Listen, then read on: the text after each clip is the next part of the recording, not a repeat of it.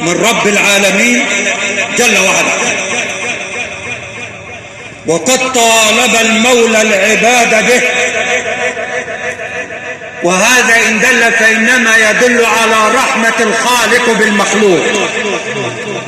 إن العبد يكون في ذنب والمولى يطالبه بأن يعود إلى ربه ويطلب منه السماح والعفو والمغفرة، فقال سبحانه: وأن استغفروا ربكم ثم توبوا إليه.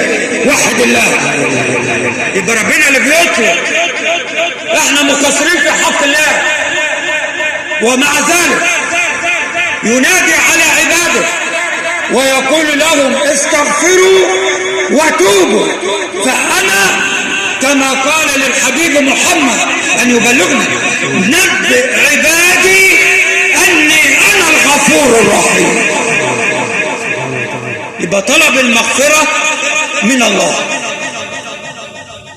لولا أن المولى سبحانه طلب منا ذلك ووصف نفسه بهذه الصفة ما نفعنا عمل في الدار الآخرة.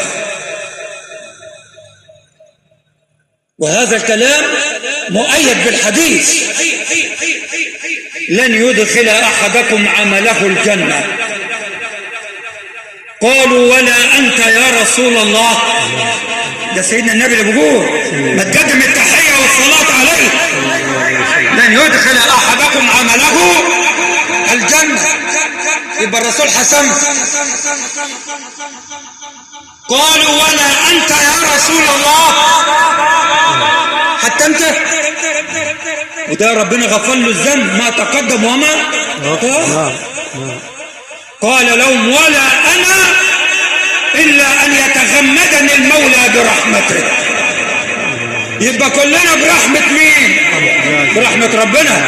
فلما ربنا يطالب يقول: وأن استغفروا ربكم، يبقى فضل منه ولا لا؟